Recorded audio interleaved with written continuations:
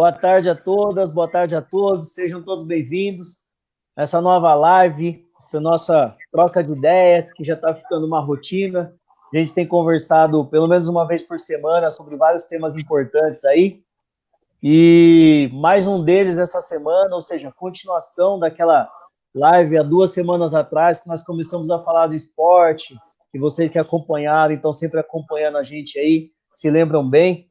Então, como aquele tema ficou um tema acalorado, a gente não consegue esgotar essa discussão, então nós trouxemos também algumas outras pessoas, outros amigos aqui, para conversar conosco sobre o racismo estrutural dentro do esporte. Nós entendemos que é uma questão muito importante, fundamental e pouco olhada, né, para esse tema, para essa discussão.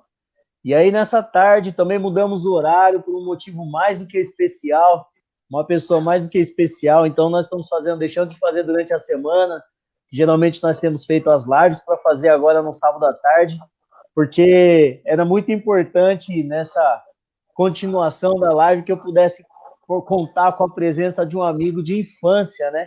De infância, inclusive, que está aqui conosco, diretamente da Itália, trocando uma ideia conosco aqui. E aí vou já aproveitar e apresentar todo mundo. Então, estamos mais uma vez aqui com o Toninho. Obrigado, Toninho, pela presença aí na correria. Parou para me atender mais uma vez. Seja bem-vindo. Boa tarde, Ciro. Boa tarde a todos e a todas. Prazer estar numa live com o companheiro Tchãozinho, de longas datas, né, de construção coletiva em muitos espaços em Campinas, e por que não dizer no Brasil, e reencontrar o Digley depois de tantos anos aí, né, companheiro que também vi crescer, né, tive a oportunidade de ver crescer, né, no nosso meio aqui, e importante fazer esse debate sobre o racismo no esporte. Para quem não me conhece, eu sou o Toninho Alves, atualmente sou dirigente sindical, atualmente dirigente da FASUBRA, Federação do Sindicato das Universidades Brasileiras, e também do Sindicato da Unicamp. Estou afastado no momento, né, cumprindo uma tarefa aí dentro do partido, dentro do PSOL, mas participando sempre dos debates e construindo essa luta antirracista que tem tocado aí a todos nós nesse período de pandemia. É isso aí, obrigado, Toninho. E aí, vou passar a bola aqui mais que depressa agora para um outro parceiro. Vou deixar você por último, viu, Negrão? Você que está de longe aí, você vai ficar por último aí, porque tem que ser. Hoje vai ser diferente. Mas eu vou passar a bola aqui para um outro parceiraço de longa data, de décadas, né? Que a gente está junto nas articulações, está junto aí no aprendizado, um parceiro que é amigo mesmo do peito, que me ensinou muito, continua me ensinando muito na trajetória de luta, de discussão, do debate. É um cara que nos ajudou aqui, o hip hop de Campinas e região. Tem muito a agradecer por essa figuraça aqui que conseguiu encaixar na sua agenda mega disputada, mega lotada, um tempinho para trocar uma ideia conosco. Muito boa tarde aí, Tiãozinho. Seja bem-vindo. Obrigado pela oportunidade aí. Não, o Ciro, só de sacanagem, ele já começa entregando todo mundo, né, Toninho? De décadas, só faltou falar de séculos, né? Então, não sei se ele está remetendo à luta dos descendentes de escravo no Brasil, se ele está querendo caguetar a nossa identidade aqui, né? Só falta puxar a carteirinha aqui, o RG, e apresentar aqui.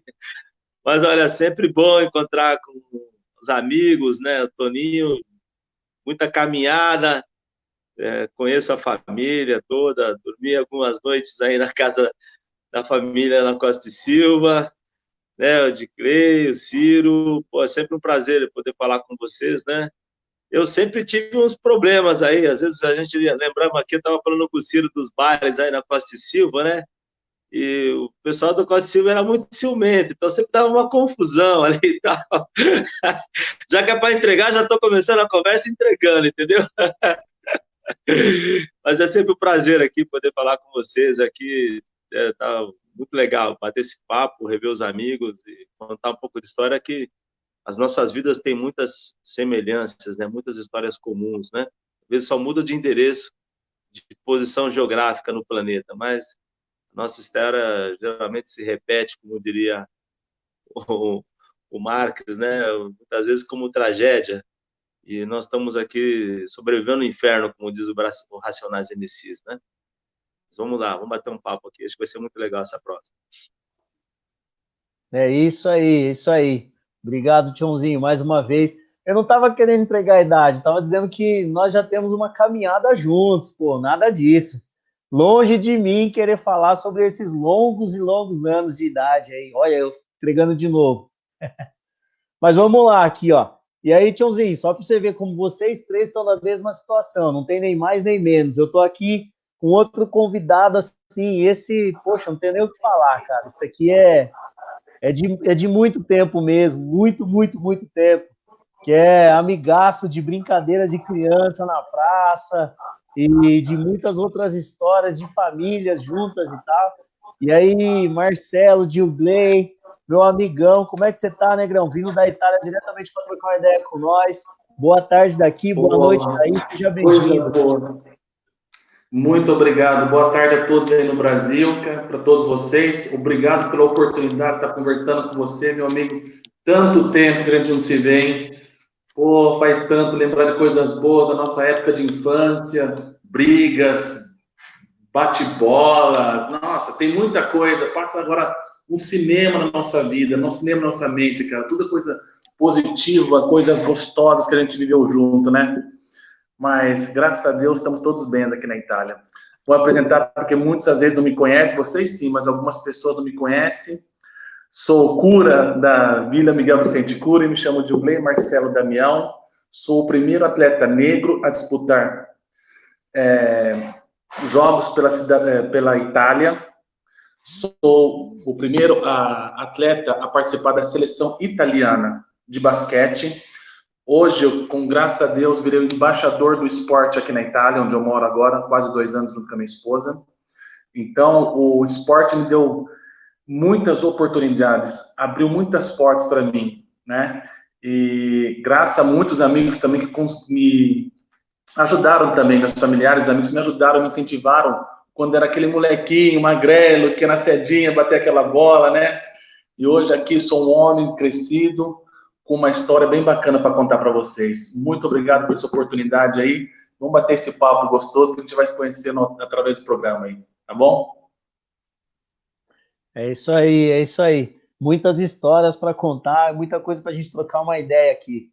Então é o seguinte, hoje nós estamos aqui entre amigos, de fato, todo mundo está percebendo aí, literalmente entre amigos, histórias juntas de muitas, muitas coisas, inclusive de coisas boas, mas também tem um outro lado das nossas histórias que não é tão bom e por isso que a gente está aqui para trocar uma ideia com vocês, para explicar para vocês, para trocar essa figurinha com vocês, esse conhecimento, que é super importante falar sobre isso também, né? Nós temos aqui o Gilgley, que é um atleta, ex-atleta profissional, e eu, Toninho, Tiãozinho, que mesmo nas brincadeiras, no atletismo, ou por dentro do esporte, dentro das 4 linhas, a gente também entende um pouco desse assunto aí, sofre um pouco com essa situação que é tão complexa para nós, é o racismo estrutural. E aí eu quero puxar aqui a palavra, logo no começo aqui, para o Tiãozinho, que é o primeiro presidente de um clube com a história da Ponte Preta, um clube centenário, né, no nosso país, com a história que carrega desde o primeiro momento, e um século depois, ou mais de um século depois, é que, de fato, se consolida o primeiro presidente negro na história desse clube.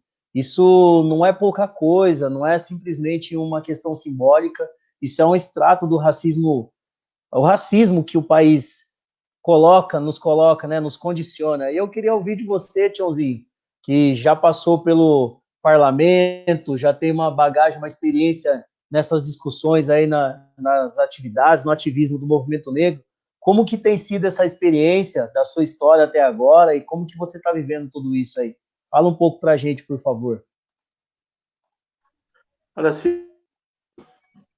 óbvio que o papo de hoje ele tem um pouco de mistura, né? De luta política, discussões sobre o mundo, sobre a humanidade e sobre temas que são muito caros para todos nós.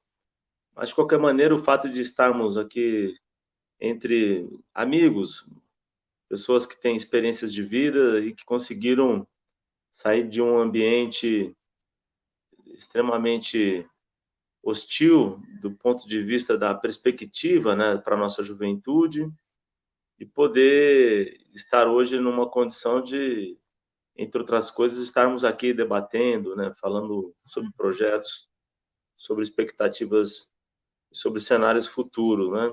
Eu falo isso porque acho que todos nós aqui, tanto você que está mediando, como o de Clay e o Toninho, nós somos jovens negros de periferia, né? Vocês aí no outro lado da cidade, né? Chamada Zona Norte da cidade, nós aqui na Zona Sul, né? Nasci na Vila Georgina, em Campinas, e atravessando a avenida, né? Aquela velha história de centro e periferia, né? Começava pelo busão, né? O busão nosso já vinha lá, bairro, o nome dos nossos bairros, e todo mundo, e centro, né? E, obviamente, esse deslocamento, em geral, era para o trabalho, né? Não era um deslocamento para o lazer, era um deslocamento para o trabalho. E acho que esse movimento que nós fazíamos na cidade, né? Seja para jogar uma partida de futebol, seja para ir uma festa, seja para encontrar um parente, ele também foi dando a nós ali, criando condições, assim como os nossos antepassados fizeram, de definir algumas estratégias, né? E essas estratégias, obviamente, nós carregamos ela até os dias atuais. Eu estou fazendo essa introdução para dizer que a minha experiência, a condição de presidente da Ponte Preta hoje, o clube completa 120 anos no dia 11 de agosto próximo, ela também é um exercício permanente desse movimento pendular centro e periferia. É uma luta diária do ponto de vista também de você se estabelecer, se constituir na condição de dirigente máximo de uma das principais equipes do futebol brasileiro, no ambiente aonde eu sou exceção, eu não sou a regra, né? Então você tem que saber entender que você está num lugar que não foi projetado, não foi concebido, não foi construído para que pessoas com as nossas origens, poderia ser qualquer um de nós aqui na posição que eu me encontro hoje, que enfrentaria seguramente as mesmas dificuldades, né?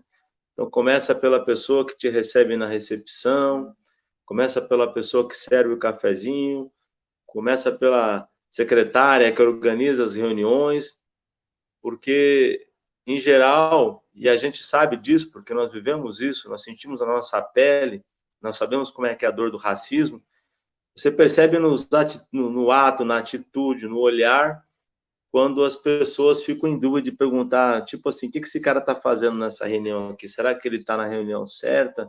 Será que ele está nesse local? O que ele está fazendo aqui? Às vezes as pessoas até acham assim, pô, você é algum ex-jogador de futebol, enfim. E a hora que você se apresenta, você percebe que tem uma mudança ali, um olhar diferenciado. Mas a vida nos ensinou também a ter o couro duro, né? E saber enfrentar essas situações. Então eu vejo isso também como uma atitude pedagógica, né? Porque acho que nós podemos também ser exemplo, né? Tem uma música do Racionais que eu acho muito legal, e se eu não estou enganado é Negro Drama, e o Ciro pode me corrigir, quando tem uma parte da letra que fala que você sempre espelha em quem está mais perto, né? Então, quando você se espelha em quem está mais perto da nossa juventude, não são pessoas que estão em espaço de poder, em espaço de tomada de decisão. Então, às vezes, até a nossa própria comunidade, as pessoas mais próximas de nós não conseguem entender esse tema, né? Como é que a gente lida com isso, né? Então, você fica um tempo todo também lutando de forma que você não possa ser capturado pelas as instituições, e depois o Toninho pode até elaborar melhor sobre esse tema, do ponto de vista que a gente chama daquelas instituições ditadas, as chamadas instituições burguesas, as instituições que mantêm o chamado status quo. Então, você tem todo o tempo a ideia de tentar te capturar ou estabelecer aquele processo que nós chamamos também do embranquecimento, né? Quando você desloca a pessoa do teu centro de gravidade e tenta trazê-la para aquele ambiente aonde ela vai ter um certo reconhecimento enquanto ela estiver naquela posição. Depois ela pode ser descartada, é só apertar o botão ali e outra pessoa vem ocupar aquele espaço que você ocupou temporariamente. A outra dificuldade é as pessoas que você lida, que você convive, que você dialoga.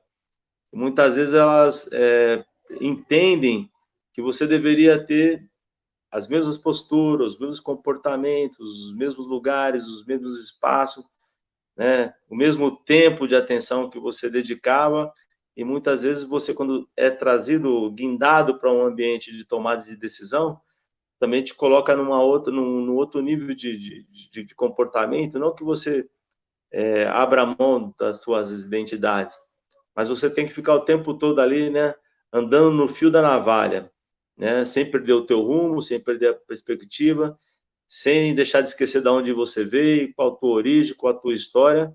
E eu termino aqui dizendo como aquela música do Taíde, né, que fala: a escada serve para subir, a escada também serve para descer. Se você também ficar bêbado, achando que você conquistou o topo, né, você pode descer muito rápido, porque sempre tem alguém querendo puxar a cordinha ali e te derrubar. Mas esse é o desafio que nos carrega a todos que chegaram aqui na condição, inclusive, de escravos, que aportaram aqui nos primeiros navios negreiros nessa terra chamada Brasil. Muito bem, é isso mesmo, Tiãozinho. Agradeço muito aí suas falas, a participação, e é isso, né? A música do Racionais é Mágico de Oz, o mundo mágico de Oz, queria que Deus ouvisse essa música aí. Mas aí agora eu vou passar a bola, o Tiãozinho falou várias coisas importantes aqui para a gente refletir, e eu queria ouvir de você aí da Itália, Negrão, como é que é a sua visão sobre isso, você que tem uma trajetória complicadíssima nesse sentido, aí na Itália, passou por várias situações, né, ainda mais o basquete, sendo um esporte considerado elitizado, né, não é como no Brasil aqui, todo mundo joga bola e depois passa por uma peneira que a gente sabe qual é também um dos critérios. O basquete já nem tem nem essa peneira para nós, o basquete é muito pior nesse sentido. Então eu queria ouvir um pouco de você, assim, dar sua contribuição sobre o tema, por favor. Olha, vou falar a verdade, né? Quando eu cheguei aqui, na categoria de base, com 15, 16 anos, foi difícil, porque eu era o único negro que jogava basquete aqui na Itália, nas categorias de base aqui na Itália, né? Porque nos times adultos, profissionais, já tinham bastante outros jogadores, atletas negros e considerados muitos jogadores, ex-jogadores da NBA, vieram para cá e terminar o fim de carreira aqui na Europa, né? E para mim foi um grande privilégio participar da seleção italiana. Foi uma honra para mim, porque derrubei bastante paradigma, bastante, como eu posso dizer, muros, porque foi o primeiro atleta com 16 anos a ir para um campeonato europeu, num país que você é considerado praticamente um dos primeiros na história, né? Você vê aí na parte bíblica, participou de todas as partes da história, da evolução do mundo, guerras, não guerras, conflitos, né? Participou da Segunda Guerra, onde se aliaram praticamente com os alemães, né? E depois que acabou a Segunda Guerra, a Itália tem uma abertura muito grande para todos os povos para entrarem aqui, para colonizarem de novo, para trazer uma nova cultura para eles. Então, eu fui um dos primeiros atletas, né, negros a servir na seleção italiana. Depois vieram muitos na parte da atlética, na parte do futebol, na parte do atletismo, mas eu fui o primeiro, que nós fizemos até um livro aqui, né? Indo jogar sempre com outros meninos, todos perguntavam para você, né, na época: nossa, você é mais forte que a gente, por quê? Você pula mais que a gente. Não, eu sou igual a vocês, né? Simplesmente eu sou um pouquinho mais avantajado, porque eu sou negro, tenho honra de ser esse negro. Estar jogando com vocês, para mim, é uma honra. Sair do meu país, onde praticamente 47%, 60% da população é negra, e vir para um país onde, na época, 80% da população era de constituição branca, branca aqui na Itália, foi bem difícil. Foi bem difícil. Mas devagarzinho você vai conquistando o coração das pessoas, vai conhecendo a cultura, vai conhecendo, e as pessoas vão te conhecendo também, vão aprendendo com você. Porque aqui foi uma lição de você ensinar e aprender. Eu aprendi muito com a Itália. A Itália me deu tudo, né, para mim, na parte do esporte, na parte do emprego, na parte que eu cresci como homem também, como ser humano também. Aqui eu aprendi muitas coisas, cresci culturalmente, aprendi várias outras línguas. Então, nós temos que nos esforçarmos também para querer aprender, queremos sair da nossa zona de conforto. E eu fiz isso quando saí do Brasil, decidi sair do Brasil, vir para cá, aceitar essa, como eu posso dizer, essa batalha, né? Aceitar essa mudança, né? Porque eu queria mudar, eu queria demonstrar que eu não era mais um, eu queria fazer uma coisa diferente para mim, para ser alguém especial. E eu consegui. Venci muitas lutas difíceis, mas eu venci. Hoje, eu falo 4 línguas. Sou embaixador do esporte aqui na Itália. Infelizmente, porque aconteceu esse Covid, não teve as Olimpíadas, mas eu era para participar das Olimpíadas de Tóquio, como representante da Itália, né? Com a minha trajetória com a seleção italiana, tive vários títulos aqui na Itália, vários reconhecimentos que aqui na Itália eu tive. Aqui no Brasil, infelizmente, eu seria mais um jogador. E aqui eu tive a oportunidade de demonstrar que eu saí das minhas zonas de conforto e fui um jogador especial, né? Quando nós somos campeão pela última vez, em 1999, que a Itália foi campeã europeia, no time italiano nós éramos 3 jogadores negros representando a Itália. 2 no time principal e 1 na base. E aquele ano foi um ano especial para todos nós, porque nós conseguimos uma coisa importante, fomos às Olimpíadas, que a Itália faltava há muito, muito tempo, né? E representar a Itália levando o porta-bandeira, foi o primeiro porta-bandeira negro que levou a bandeira da Itália nas Olimpíadas de 2000. Tinha no grupo do basquete atletas negros, no grupo do vôlei feminino tinha uma atleta negra. No atletismo tinha campeã do salto em longo, era campeã Fiona May, era atleta negra, né? Então nós ganhamos muito espaço naquele ano. Fizemos vários livros sobre nós, sobre a nossa trajetória, sobre as nossas raízes, de onde nós viemos, entendeu? Isso é importante, não esquecer de onde nós viemos, da nossa cultura, dos nossos amigos que nos ajudaram a chegar onde nós chegamos, né? Porque se nós sabemos a nossa força, cara, podemos derrubar qualquer paradigma, entendeu? Porque nós nos acomodamos realmente. Existe o racismo em todos os setores, existe o racismo. Mas a coisa principal, se você tem força de vontade, você enfrenta o mundo de peito aberto, de viso aberto e faz as coisas acontecerem a seu favor. Nós tivemos aí o primeiro presidente negro do mundo por 8 anos, na maior potência do mundo. Quantas dificuldades ele não passou? Antes dele, quantas pessoas não tentaram chegar no poder? Mas ele conseguiu. Demonstrou a todos que tudo é possível, se você crê realmente no seu potencial. Eu digo isso com toda alegria no coração. Se você acreditar em você mesmo, você consegue. Você tem o racismo, sim, mas são pessoas de pouca cultura. São pessoas que não vale a pena perder seu tempo cultural com elas. Porque você é mais que elas, mais que isso. Mais que uma palavra de ofensa. Você é muito mais que isso, né? Então, a coisa importante é você ser superior a tudo isso. Não deixar de lado, lutar pelos seus direitos, fazer valer os seus direitos, mas ser superior, ser mais inteligente. Porque as pessoas que te ofendem com racismo, elas só têm inveja de você. É pura inveja, meu amigo.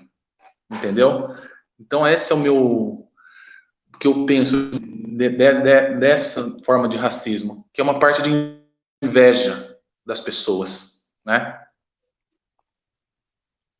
Obrigado, Diogo. Isso aí, isso aí.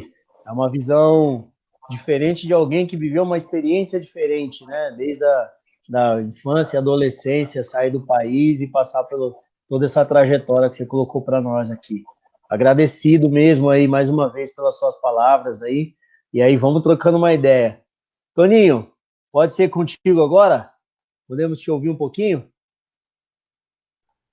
Ou seja, eu já disse que estou muito feliz de participar de uma live dessa, porque eu acho que nós podemos debater várias questões. Eu estava dizendo isso na semana passada numa live, que às vezes as pessoas nos impõem fazer apenas o debate da questão racial. Mas aqui nessa live demonstra que a gente tem capacidade e uma amplitude para debater as questões que vão desde o esporte, a cultura, até a política que define a linha de atuação dessas questões, né? Então, acho que discutir esporte e política tem tudo a ver com essa experiência e a trajetória com quem está aqui presente, mostrando que as coisas estão devidamente envolvidas. E num momento como esse, no momento que a gente vê pelo mundo a discussão de vidas negras importam, né, que parte a partir daquela ação lamentável dos Estados Unidos, não que não houvesse no Brasil, cotidianamente no Brasil, e a gente luta por isso, por esse enfrentamento, por essa luta antirracista, mas a partir dos Estados Unidos irradiou para o mundo inteiro a importância das vidas negras e as mortes que estão ocorrendo. E isso envolveu diversos atletas no esporte e diversas figuras públicas no mundo dando uma resposta com relação a isso. Aqui no Brasil, essa experiência, que a gente precisa ouvir mais do Tiãozinho, ser o primeiro presidente negro de um clube de futebol, ou seja, pela primeira vez um negro atinge um espaço social que para apenas de ser aquele que propicia o show, né? Aquele que propicia o divertimento, mas passa a ser aquele que também controla o espetáculo, né? Também administra o espetáculo. E nós falávamos isso, acho que na live passada, que a estrutura do racismo, ou o racismo estrutural, não permite que os negros no Brasil, aí o Gley pode falar mais da experiência da Europa, né, de fora do Brasil, mas no Brasil não propicia que os negros e as negras sejam, de fato, os donos do espetáculo, né? Ele fica apenas com a fatia de ser o entretenimento do show. E esse debate é fundamental, essa experiência que o Tiãozinho está vivendo é fundamental para a gente entender, e aí eu quero parafrasear o que ele disse aí do Racionais, entender a experiência de quem está mais perto da gente, né? A gente tem que se espelhar nessa experiência de quem está mais perto. Eu vou pegar a minha experiência vivida como pai de atleta, que eu acho fundamental. Meus filhos não teve a sorte que o Vigley teve de se estabelecer num país como a Europa. Eu tenho filhos que atuam no esporte, no judô, né? E meu filho teve a oportunidade de viajar para fora do Brasil, teve a experiência de ir para outros países, né? Apoiado pelo, como eu costumo dizer, né? Pelo patrocínio, porque o governo brasileiro não oferece nenhuma condição de estrutura atualmente, né? Inclusive cortou a bolsa atleta de muitos atletas que iniciam no esporte, que precisam disso, né? Cortou a bolsa atleta, e meu filho, então, não teve a oportunidade de deslanchar no esporte que atua, mesmo chegando na condição da seleção brasileira sub-18 de judô, né? Sub-18, sub-19 de judô. Então, isso demonstra também a incapacidade brasileira de entender que a política e desenvolver uma política estrutural no esporte garante que vários jovens, várias crianças tenham a oportunidade que o Digley está trazendo aqui para a gente, né, de ser um atleta de expressão na Itália, né? Aqui no Brasil, lamentavelmente, a gente não atinge esse patamar devido à política desenvolvida por muitos governantes nos estados e municípios, mas do governo federal, que não define uma política estrutural no esporte para que as crianças possam ter essa oportunidade. Portanto, é fundamental que nós dialoguemos e construamos aqui um processo e um projeto que dialogue no segmento do esporte com essa juventude, né? Que o esporte pode ser, sim, né, a estrutura para tirar muitos jovens da zona de perigo ou da zona de vulnerabilidade que atravessa o Brasil. Pegar a experiência de Cuba, por exemplo, que tem nas suas escolas base o esporte como estrutura de diálogo para que as pessoas possam chegar até a universidade ou avançar para além disso. No Brasil, a gente ainda padece, né, das políticas públicas de governo que não oferecem a mesma oportunidade para que os jovens possam atingir um patamar de destaque no Brasil. Então, infelizmente, nós vivemos ainda à margem do debate político-esportivo no Brasil para essa juventude. Quero concluir, Ciro, dizendo que é fundamental, sim. Eu vou pegar o Tiãozinho de novo como experiência. É fundamental, sim, que nós possamos ter mais dirigentes, não só no esporte, mas mais dirigentes na política, negros, que possam propiciar e ser espelho, de fato, para que a juventude possa dizer, eu posso chegar lá. Eu acho que essa fala do Digley coloca essa necessidade. Né? Como é que eu chego? Eu posso chegar lá, eu posso ser um dirigente de um clube de futebol de destaque, eu posso ser dirigente político, ocupando cargos no executivo, na minha cidade, no meu estado ou no país, eu posso ser um dirigente ou um atleta de destaque, como o Digley conseguiu ser na Itália. Então, isso é fundamental para essa juventude, para dizer que nós podemos ultrapassar a barreira e o limite do que nos é condicionado. Né? E o limite do que nos é condicionado hoje, né, não é chegar ao destaque, não é chegar ao nível que os companheiros que aqui estão falando chegaram hoje no Brasil. E eu acho que o Tiãozinho vai falar, não foi fácil.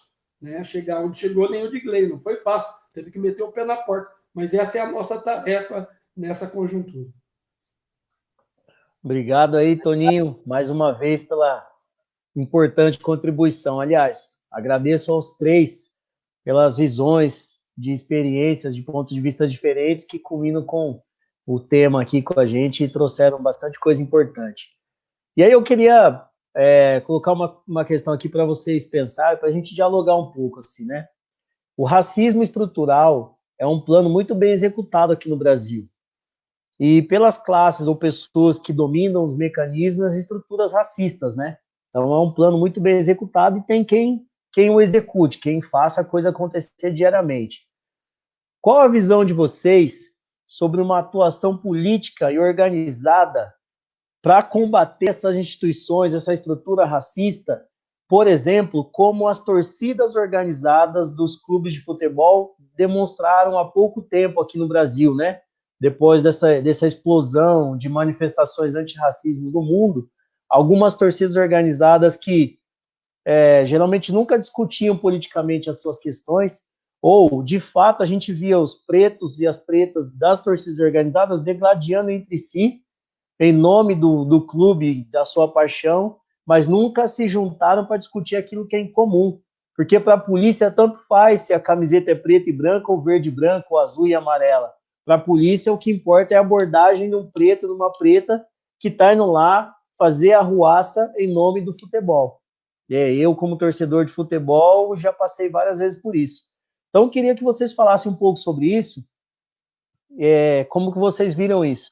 E uma outra questão aqui que me tocou bastante, que é interessante também, essa parte que o Toninho colocou, o Digley também colocou de uma forma um pouco diferente, mas é o esporte versus educação. Qual é a importância que tem da relação entre os dois temas, entre as duas situações? Como que vocês veem isso daí? Agora eu vou inverter, vou começar pelo Digley, porque eu gosto de ir bagunçando a coisa assim para ficar dinâmico. Vou começar pelo Digley agora, aí depois a gente vai vendo quem que vai falando. Fala aí, Negrão, por favor. Cara, se estruturar bem, né? Nós temos uma grande força, meu amigo, nós temos uma grande força que ultimamente, através dos mecanismos de televisão, internet, criou bastante corpo. Então, as pessoas estão entendendo o quanto é grave o racismo. Não só contra o negro, mas falo contra o caboclo, contra o índio, contra o venezuelano, contra o colombiano, porque eles também sofrem o mesmo tipo de racismo que nós sofremos, mas sempre diverso.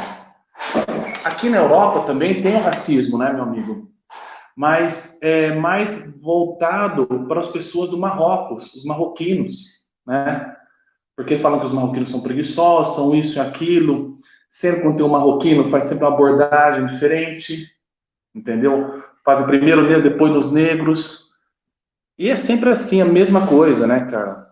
Depois vão ver, vão conversando com você, vai saber que você é um médico, vão saber que você tem uma bagagem cultural bem importante, que veio num outro país, aprender mais sobre a cultura, aprender, fazer um master aqui, né? Hoje, eu falo 4 línguas, né? Sou bem estruturado bem estruturado culturalmente. Aprendi muita coisa que muito diferente do Brasil. Aprendi como se vive na Europa, como eles confrontam o racismo aqui na Europa, como eles vejam no esporte o racismo, que é muito debatido aqui. No futebol, principalmente, tem ainda as pessoas ignorantes. Mas aqui a multa é severa.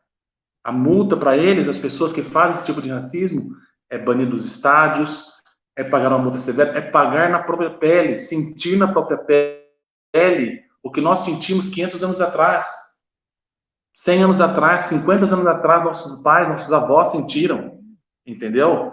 Tudo isso aí, agora aqui funciona, né? Funciona, entendeu? Então, é importante saber o poder que nós temos.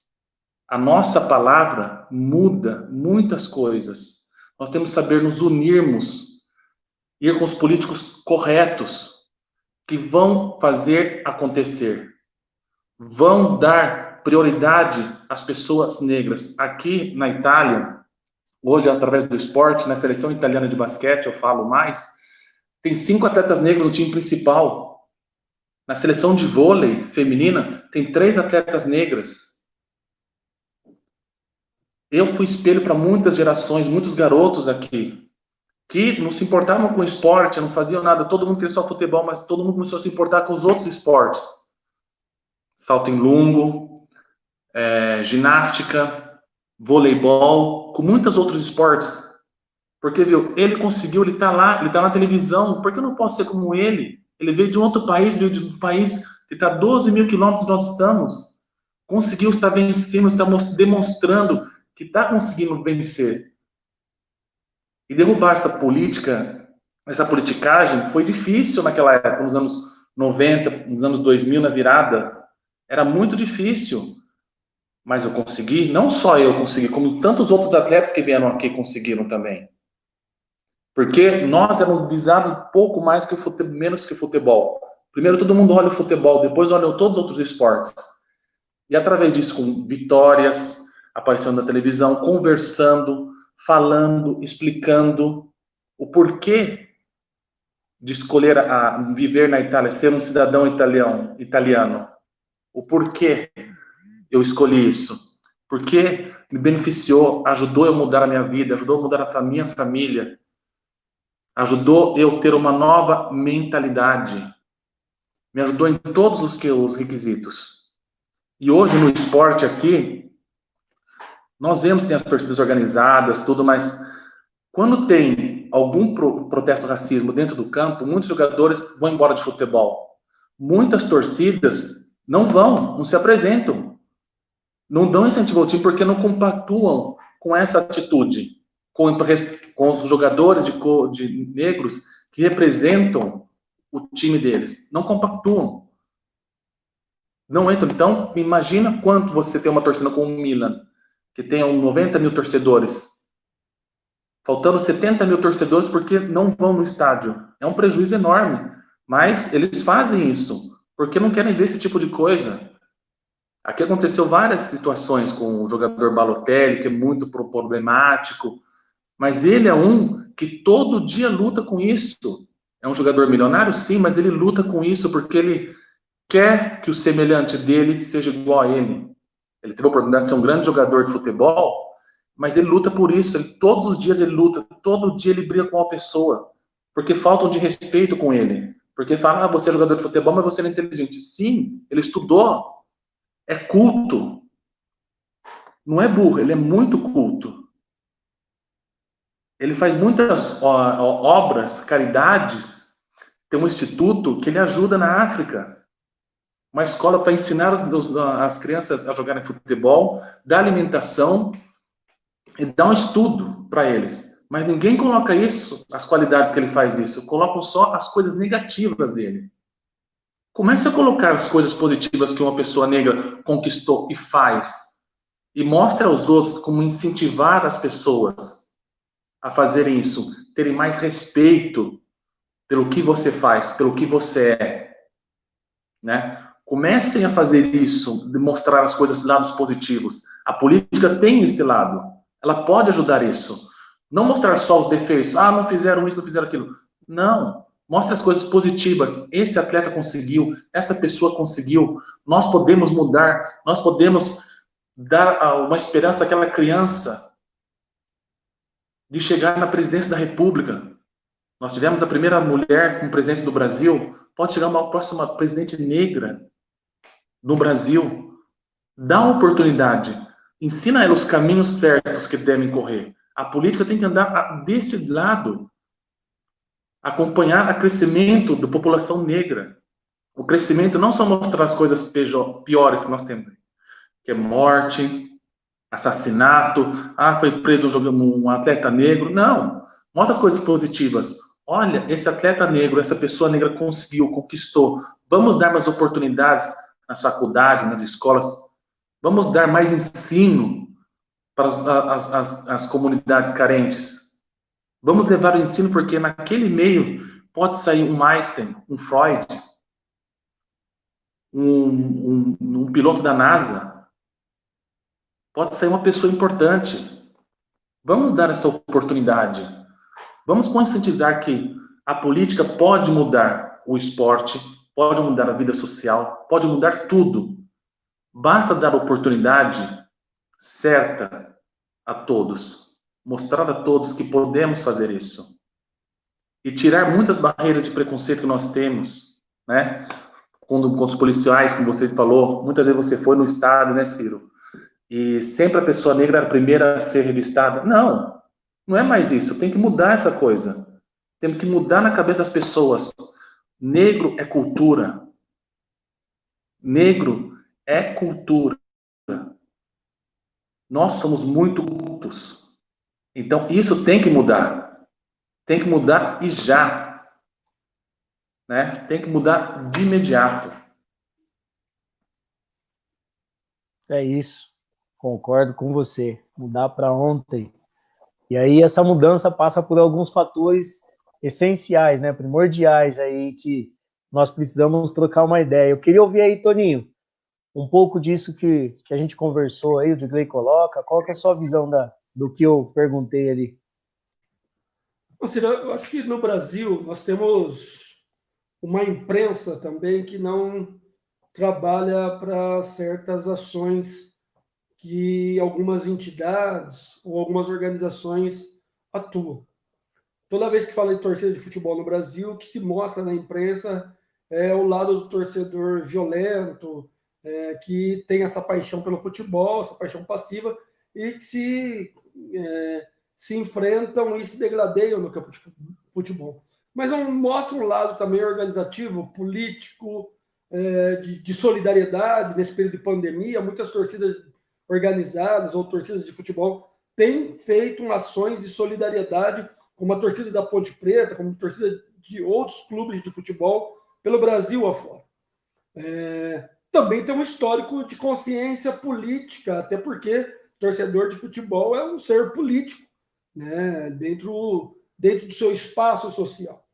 E muitas torcidas de futebol têm a forma organizativa de discutir, sim, para além do futebol e fazer ações políticas que concretizem em atos como esse, que em defesa da democracia, que tem ocorrido agora. Não é novo, né? Na década de 80, na abertura democrática no Brasil, aí Tiãozinho entregando a nossa idade aqui. Na abertura democrática do Brasil, nós vivemos um período com a democracia, com a torcida do Corinthians, a democracia corintiana, mas isso não acontecia só com a torcida do Corinthians. Nós vivemos atos de torcedores de futebol, como o histórico da Ponte Preta, ou o histórico do Vasco, que é muito parecido, né? O Vasco da Gama, mandando um abraço aqui para meus irmãos de faixa, né? Tem um grupo que eu participo, irmãos de faixa, que são meus companheiros do Vasco da Gama, torcedores do Vasco da Gama, que tem uma história de luta com relação à questão racial no Brasil. São um dos clubes, a Ponte Preta, o primeiro clube, o Vasco da Gama no Rio de Janeiro, são os primeiros clubes que colocaram jogadores negros no seu clube, no time de futebol. Então, isso demonstra também a importância da torcida, que também se movimentou nessa defesa de jogadores negros nesse clube.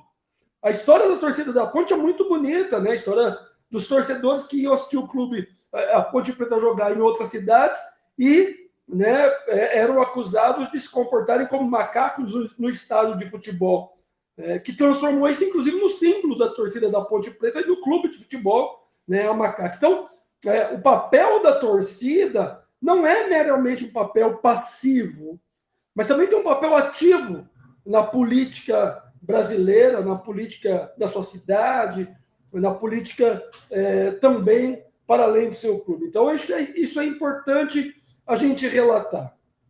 E que muitas vezes, na nossa formação política, a gente não percebe esses agentes políticos, não percebe a torcida de futebol como um agente político que pode ir às ruas, como tem acontecido agora, e gritar em defesa da democracia ou gritar pela saída de um presidente da República que tem cometido a necropolítica. Então, acho que isso é fundamental. Quando a gente vê torcedores de futebol que, inclusive, muitas vezes tensionam os seus ídolos a também ir às ruas para exigir defesa da democracia, para exigir posicionamento contra o racismo, isso, muitas vezes, é impulsionado pela torcida que apoia o clube ou o seu ídolo. Então, acho que isso é fundamental colocar. Com relação à educação, para complementar aí o questionamento que você levantou, Ciro, eu concordo com o Digley nesse aspecto, que a educação é fundamental, mas nós precisamos ter agentes na política que tensionem, que tenha políticas públicas voltadas no esporte para que seja um agente educador. No Brasil, infelizmente, nós não, diferentemente do que o Digley colocou, no Brasil a gente não tem isso. O Digley, na sua infância, viveu. Qual o apoio que o governo trouxe? Qual é o apoio, de fato, que o governo traz para a criança, para o adolescente, como políticas públicas? Se você pegar hoje, no meu tempo, no tempo do Tiãozinho, a gente ia jogar bola, você tinha nos campos de futebol os olheiros que observavam a criançada jogar para poder levar num clube de futebol. Hoje nós estamos voltando para as escolinhas privadas de futebol. Nós não temos uma política que o governo do estado diga, olha, vou fazer campos, vou fazer praças públicas, vou fazer e incentivar que as escolas façam Olimpíadas, que as escolas façam torneios, que os clubes incentive ter torneios e campeonatos que a gente possa descobrir aí um atleta, que a gente possa incentivar a juventude poder participar e descobrir que dentro do esporte tem um espaço que você pode atingir e chegar a ser um ídolo nacional, como o Digley colocou. Nós não temos isso. Nós não temos essa orientação. Nós não temos uma política pública por parte dos governos que aponte isso. Então, isso é fundamental. Isso é fundamental. Você estruturar as escolas públicas para que essa possa ser uma alavanca para a juventude se envolver com o esporte. Então, nós temos experiência de outro país, acho que o Digley pode falar da experiência da Europa, nós temos experiência aqui na América Latina, nós temos experiência, eu já citei Cuba como experiência, tive em Cuba recentemente, vi a experiência da criança que inicia, né, a prática esportiva até chegar na universidade pública. Extraordinário, extraordinário. Então, acho que isso é fundamental. O esporte coloca para nós condições devidamente aplicadas pelos espaços sociais, pela política pública de um governo, pode sim elevar, né, o nível de consciência de uma criança, de um jovem, a um outro patamar. Então, essa experiência nós precisamos provocar. Precisamos provocar com agentes públicos e com a experiência de políticos que estejam interessados a desenvolver esse tipo de proposta. Muito bom. Obrigado aí, Toninho.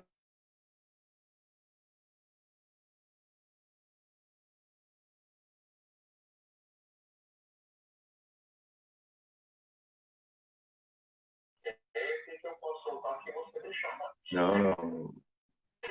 Oi, Ciro, tudo bem? Só um minutinho, Ciro, por favor, só um minuto.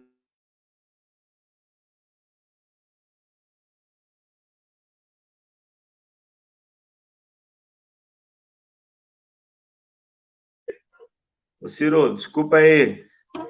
Eu estava aqui, o pessoal estava me passando o resultado dos exames dos atletas da Ponte Preta e nós tivemos 2 jogadores lá com problema, então eles estavam querendo ver como é que divulga e tal. Vocês desculpa, quero me desculpar o Toninho, o Digley e também as pessoas aí que eu dei uma desconectada aqui da live, mas era um assunto importante e urgente, né, em termos de pandemia aí. Mas eu acho que o Digley, ele apresentou aqui para nós, a partir de uma visão de quem está vivendo no centro, né, das economias globais, ali no chamado Velho Mundo, na Europa, essa nova forma de xenofobia, que nós também chamamos de certa forma, ela também carrega elementos de racismo, que é o fenômeno da globalização. E, obviamente, em economias onde você não tem aquele volume de empregos que tinha no passado, né?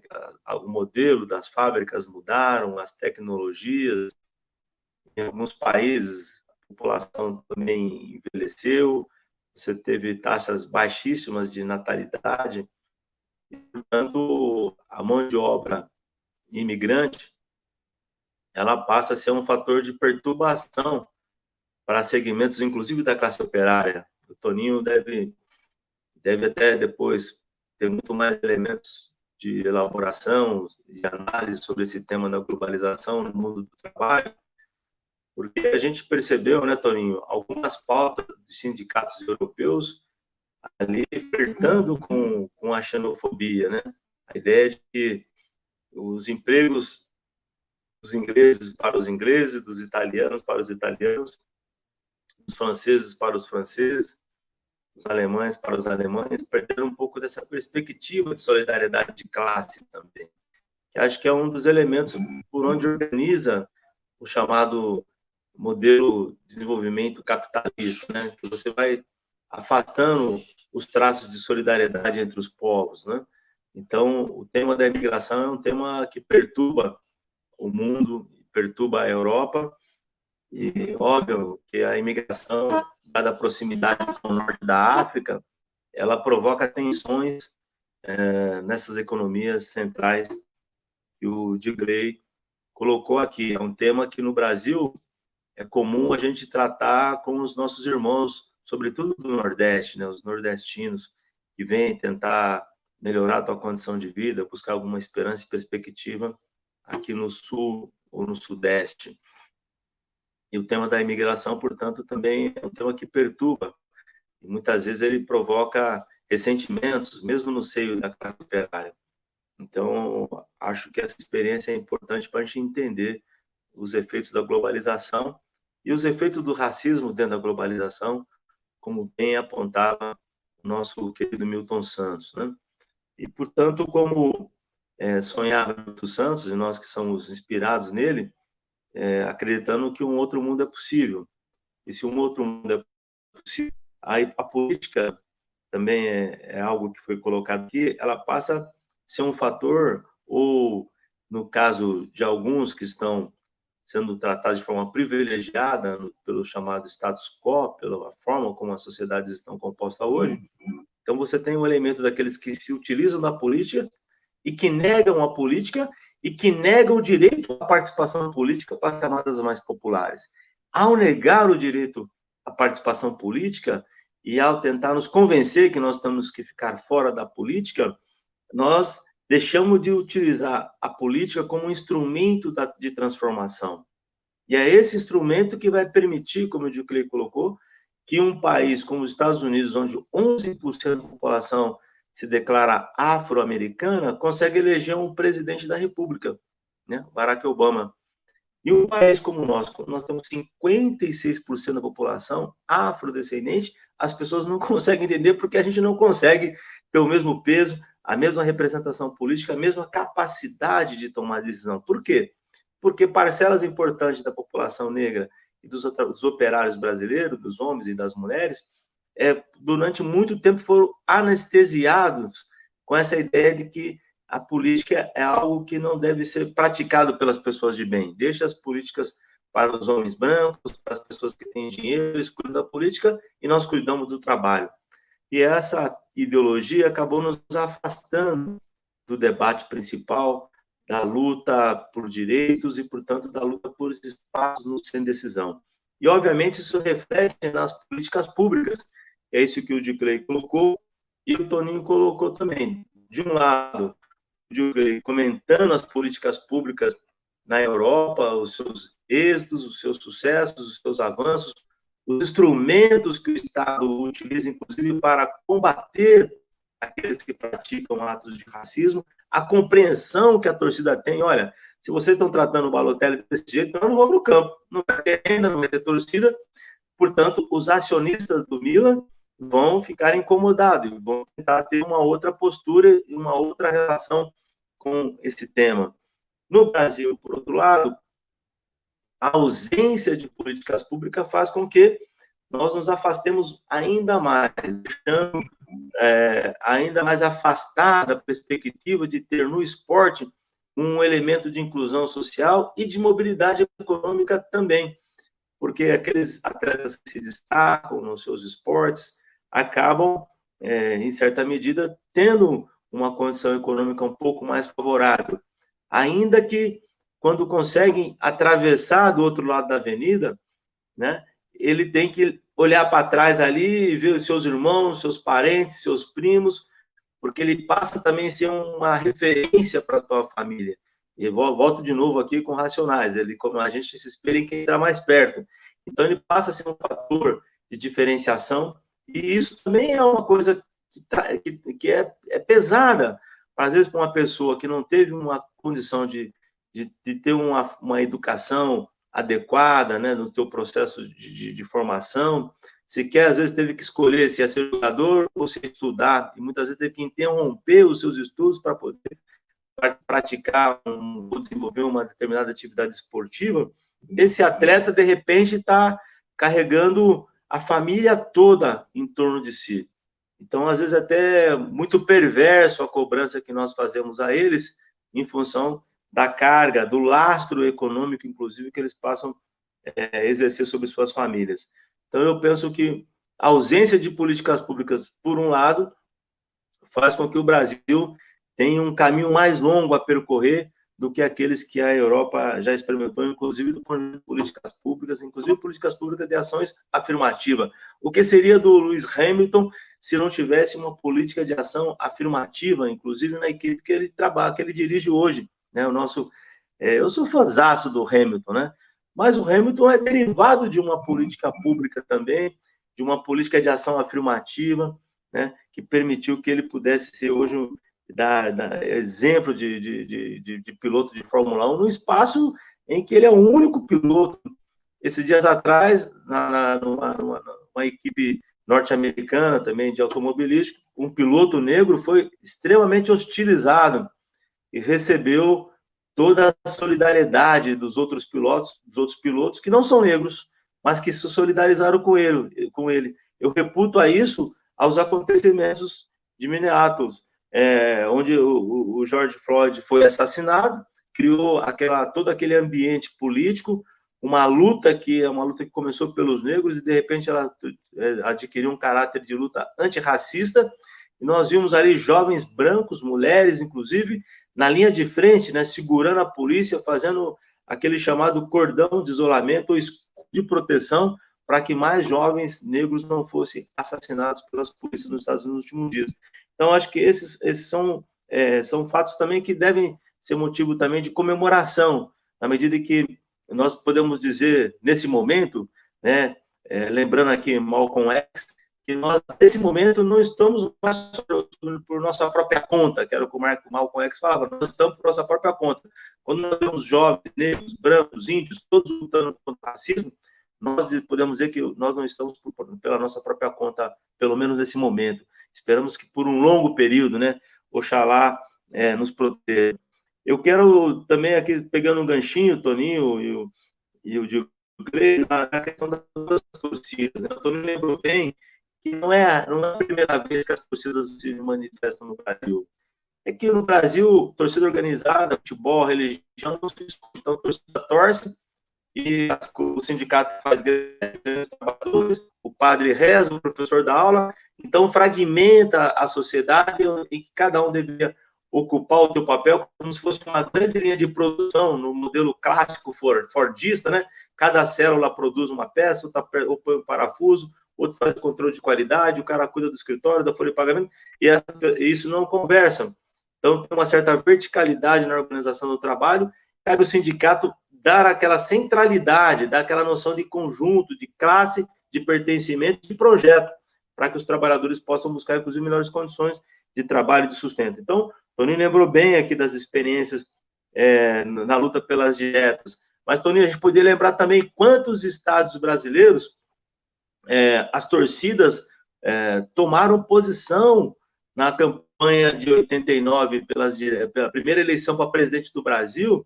Nós vimos várias faixas de diversas torcidas organizadas pedindo aquela frase clássica que misturava o nome do Lula com a palavra luta, né? Luta Brasil, e a emissora de televisão, inclusive, tentava desviar o foco daquelas faixas, das torcidas, se posicionando em finais de campeonato, às vésperas das eleições, indicando um voto de mudança também no nosso Brasil. Nós tivemos recentemente, não vamos entrar aqui no mérito, se foi bom, se foi ruim, nós somos a favor da autodeterminação dos povos, mas nós vimos também ali no Egito, em vários lugares do mundo, na chamada Primavera Árabe, as torcidas organizadas enfrentando o exército egípcio durante semanas, para que pudesse ali criar um novo ambiente político que cabe, obviamente, aos egípcios dizerem se foi certo, se foi errado, mas as torcidas organizadas estavam também ali travando combate na linha de frente. Então, nós estamos vendo, não é novidade, né?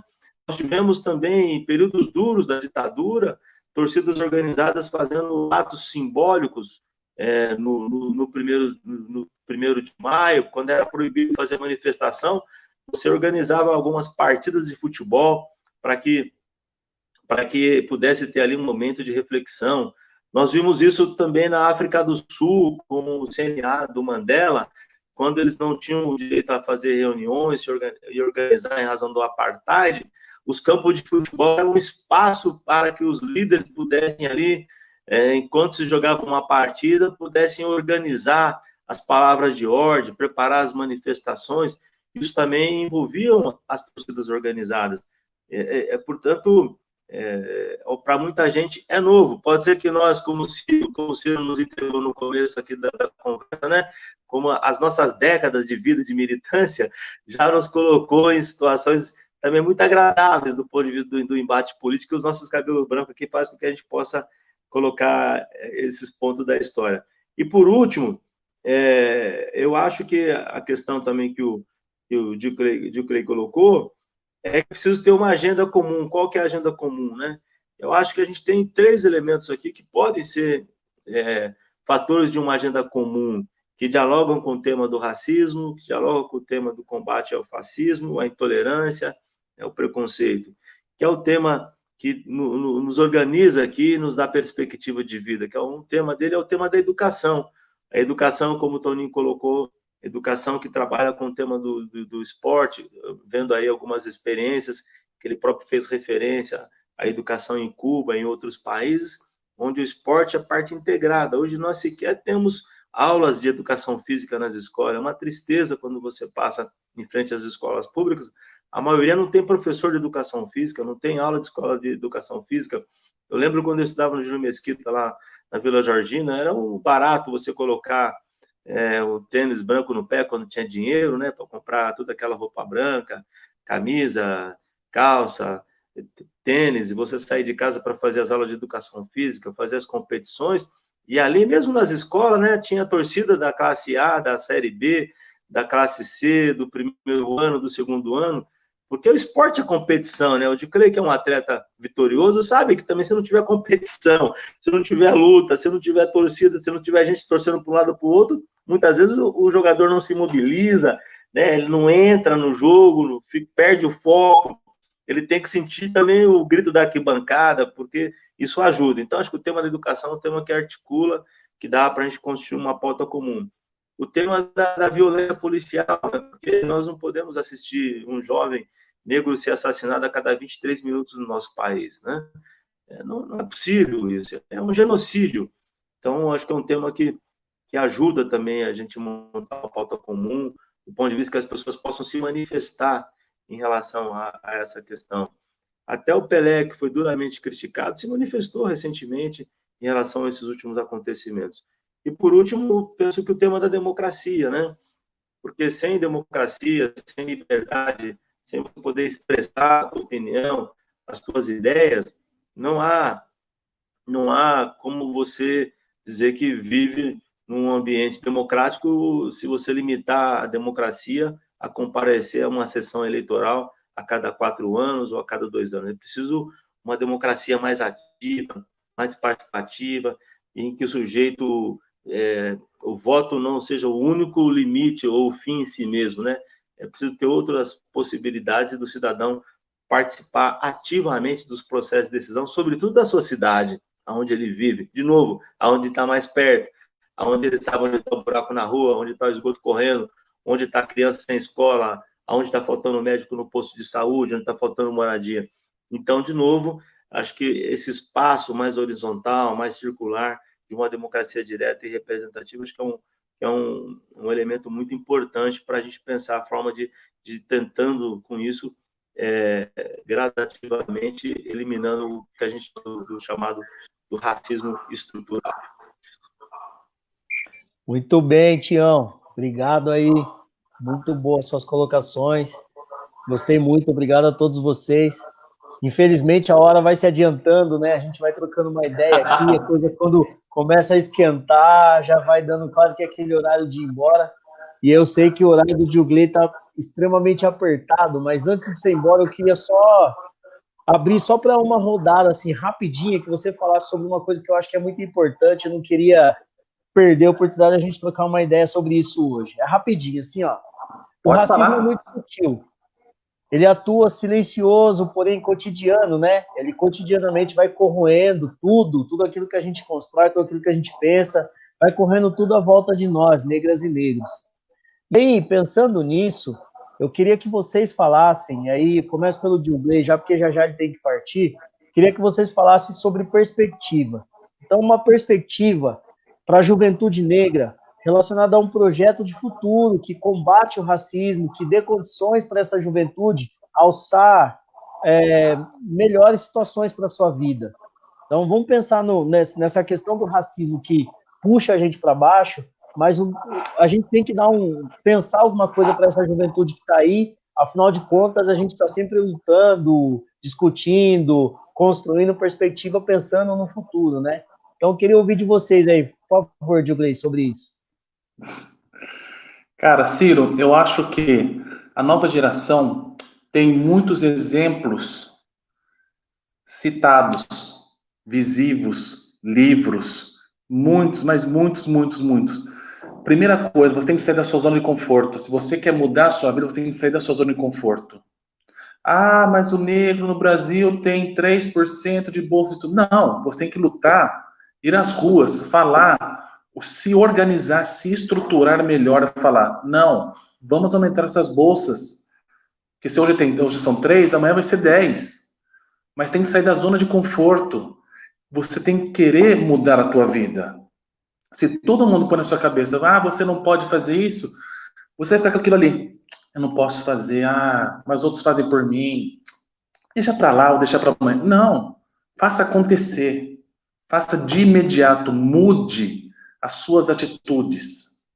Quando você começa a mudar as atitudes, você mesmo, as pessoas começam a notar isso, começam elas também mudar as atitudes delas a favor das pessoas. Então, nós temos que sair, toda essa juventude tem que sair dessa zona de conforto. Eles têm tudo para ganhar esse mundo, para mudar esse mundo, para mudar o nosso planeta, para mudar o nosso país, para mudarem as regras. Mas temos que sair da zona de conforto. Hoje nós temos coisa que nossos avós, bisavós não têm, a internet. É uma arma muito poderosa, seja para o bem, seja para o mal. Então, aproveitem, usem essa arma que nós temos para produção, para produtividade, para criatividade, para evoluir intelectualmente, que é isso que nos falta. Nós temos que nos evoluir intelectualmente, todos nós. Porque quanto mais culto você será, mais as pessoas irão te respeitar. Mais você pode opinar e mudar regras impostas pela sociedade. Aquelas regras invisíveis que nós sabemos que existem. Nós temos que mudar isso. Então, nós temos que ser cultos. Temos que sair da nossa zona de conforto o quanto antes possível. Essa geração tem tudo para mudar. Tem exemplos, muitos exemplos, muitas pessoas, muita vitória de conquistas, tem muitos livros muito bons de pessoas que vivenciaram, viveram. Um livro magnífico, e eu tive a oportunidade de conhecer na África do Sul, quando eu estive em 2012, a casa do Mandela e o que ele representou para aquele povo, para aquela população. Ele, Desmond Tutu, muitas outras personalidades, eles eram inteligentes. Mandela, primeiro de tudo, era um advogado. O que ele fazia? Ele pregava a paz. Ele sabia que todos os dias tinha conflito, mas o que ele dava, a lição maior, era de paz. Nós, com a inteligência, podemos ser superiores a ele. E ele demonstrou. Foi presidente da África do Sul, o presidente mais querido de todos. Ele mudou um país, mudou a mentalidade de todo o país, usando o esporte, usando a sua influência. Ele ficou 26 anos preso, estudando, se aprimorando, sendo uma pessoa melhor. Então ele mudou. Então tem exemplos muito bons de seguir. As pessoas têm que querer copiar esse exemplo, ver as pessoas que conseguiram. O livro da Michelle Obama, se você ver a história dela, é fantástica.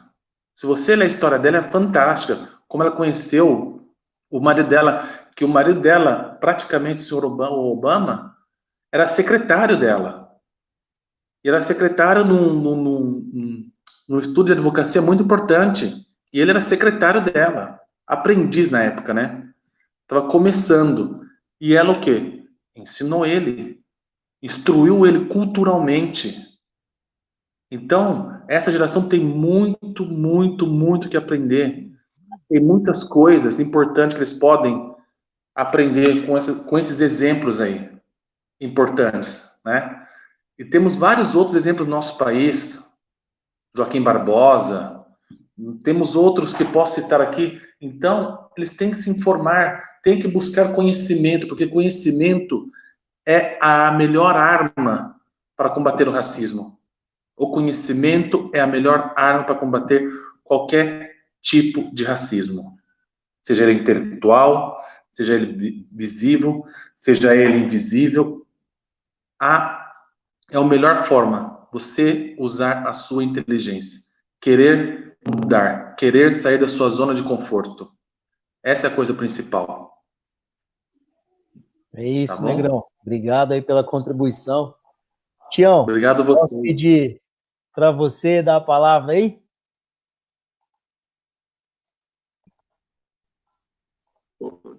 Ciro, primeiro eu quero agradecer, né?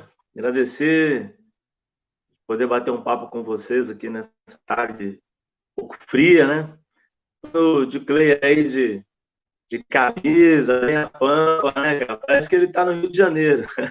E nós estamos aqui tudo bem enrustido, aqui tudo com agasalhado aqui, tá a temperatura caindo pra caramba aqui em Campinas, viu, meu irmão?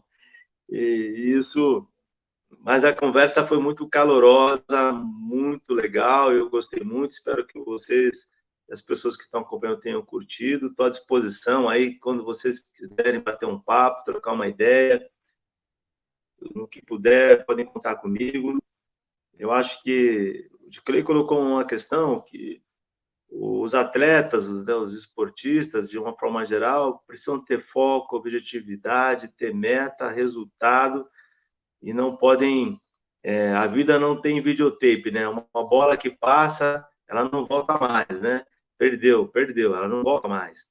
E muitas vezes eu acho que falta para nós também essa percepção. Acho que essa reunião de hoje aqui, essa live, ela foi bastante pedagógica nesse sentido, né? Porque a gente trabalha muito com a perspectiva histórica, né? No meu caso, o caso do Toninho, nós vamos dessa tradição de olhar no longo prazo.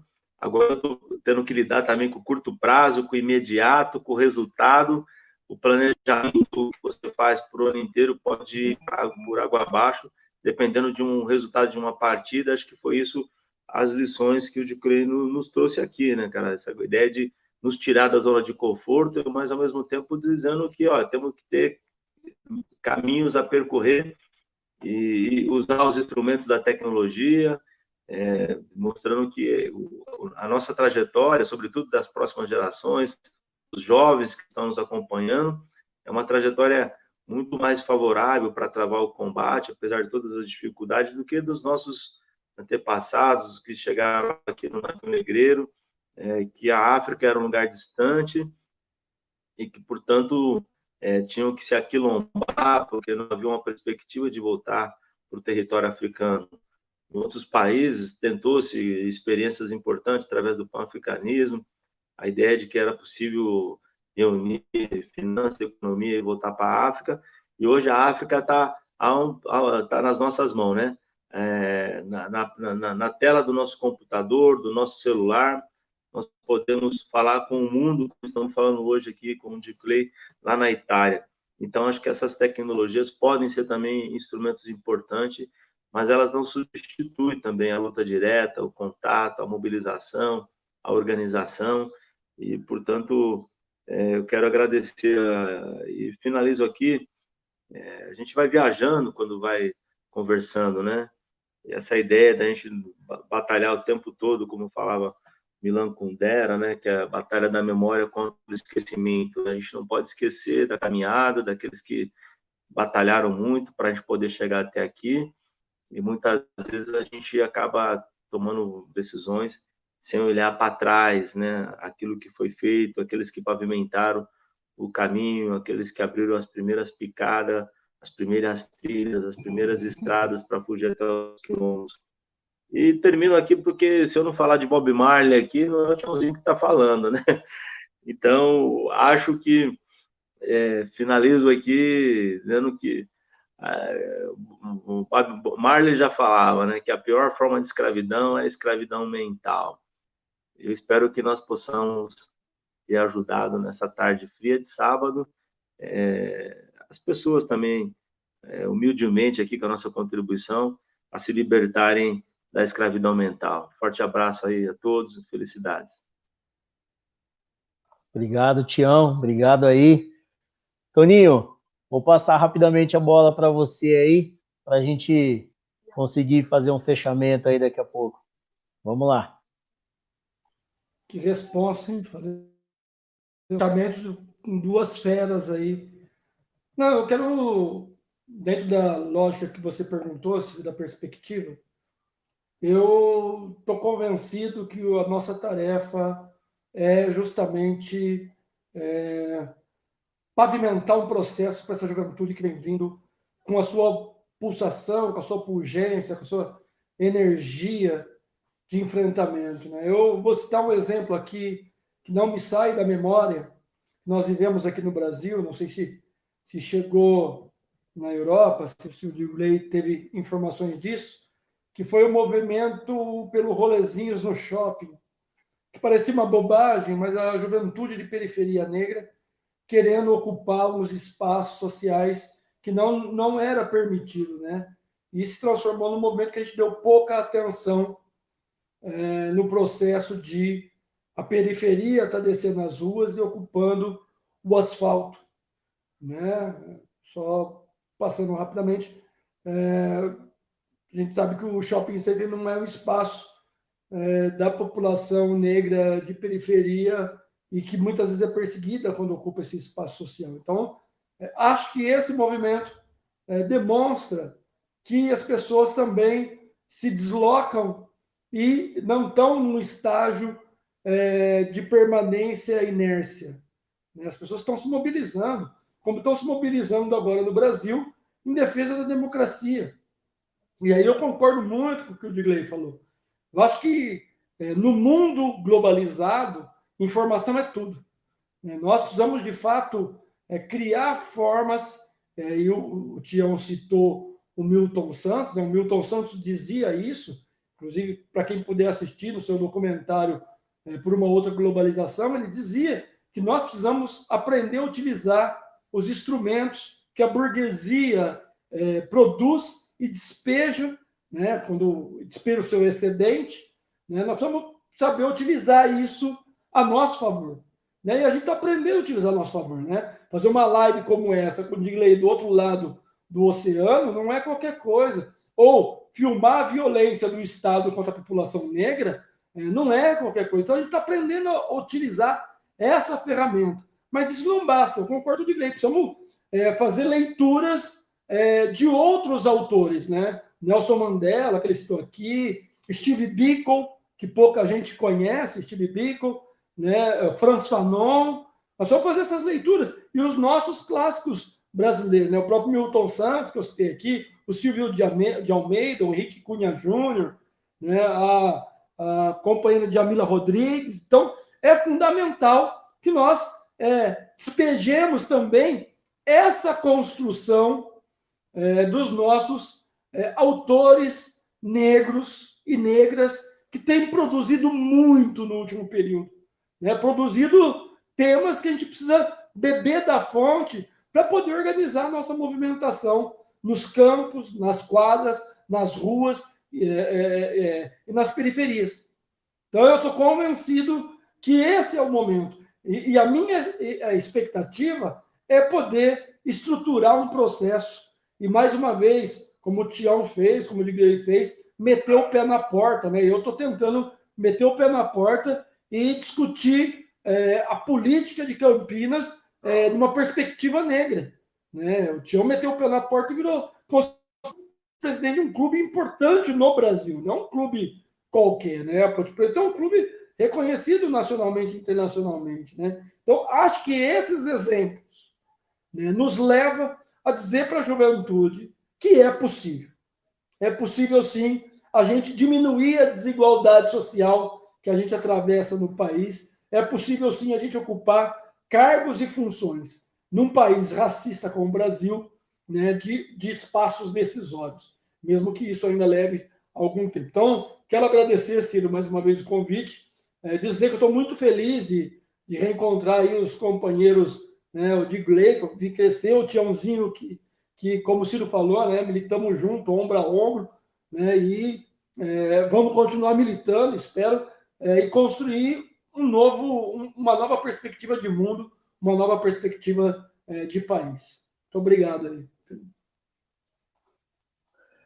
É isso aí. E aí, antes de fechar, quero agradecer a todo mundo que acompanhou, várias pessoas se manifestaram aí, e tem um pessoal que eu vou citar o nome aqui, que eu acho que vocês conhecem bem, e aí vai ser bem interessante aqui, o Gilson Ferraz Júnior, parceiraço nosso aí, de longa data, Vila Costa Silva, obrigado, Gilson. Jorge, meu irmão, meu sócio, parceiro, Beto Safranova, Lu Bigger, obrigado, Lu. Lembra, Lu, tiozinho? Aquela época nossa de ouro do hip hop, Campinas. A Lu tá acompanhando a gente aqui. A Cláudia, presidenta do PSOL Pedreira. Obrigado, Cláudia, mais uma vez aí, sempre na correria, sempre dá um jeitinho de passar nas lives aí só para dar um toque. Agradeço muito a disposição de estar com a gente aí, sempre quando você pode. Lajara tá aqui com a gente. Ô, Lajara, hein? Essa daí é de longa data aí, ó. Obrigado, Lajara, uma honra. A Lajara faz parte da nossa história, não da minha, mas da nossa história, né? E eu agradeço muito você estar por aqui, Lajara. Beth também, obrigado, Beth, por estar aqui com a gente. Rafael, todos vocês aí, gente, fazem parte da nossa trajetória, minha, Toninho, Tiãozinho, Digley, e eu quero agradecer imensamente a participação de todos vocês aqui. Obrigado, Digley, de coração, cara. Obrigado mesmo por você ter parado um pouquinho, ter trocado essa ideia com a gente, foi super positivo. Tiãozinho, é honra sempre, né, cara? Tem só que te agradecer por todo esse tempo aí, todos os ensinamentos, todas as trocas, a gente tá sempre junto e a gente vai continuar marchando junto. Toninho, meu irmão, obrigado mesmo, tamo junto. Gente, obrigado por vocês estarem aqui, obrigado por a gente ter trocado um pouco disso aqui. Carol, obrigado, Carol. O pessoal de Sumaré tá sempre na sintonia. Ó, o Tiãozinho, o Gilson tá mandando um abraço para você aí, cara. Sem palavras, Gilson, sem palavras. Live é isso aí, né? Live é isso aí, né, cara? O pessoal chega, vai se manifestando, é muito legal. Ciro, só mandar um recado aqui, através do Tiãozinho, para meus irmãos de faixa vascaína. Esse ano é da Ponte, não tem para ninguém, não. É isso mesmo. Esse é o nosso ano. Presidente negro esse é o nosso ano. Campeonato. Aproveita e dá um abraço para o Landinho aí, Toninho. Pô, o pessoal da Costa e Silva, Lebrão, todo mundo aí. Leizão e todo mundo aí, beleza? É isso. Gente, obrigado. Obrigado a todo mundo que estava na sintonia aqui. Bom fim de semana, vamos se cuidar. A pandemia ainda está aí, está pegando a gente, então vamos tomar cuidado para a gente continuar. Olha quem chegou aqui, a Kellen, cara. Obrigado, Kellen. Pô, sem palavras vocês também. Gente, obrigado. Fiquem bem. Que Oxalá nos acompanhe e nos proteja. Até. Salve, salve. Até mais.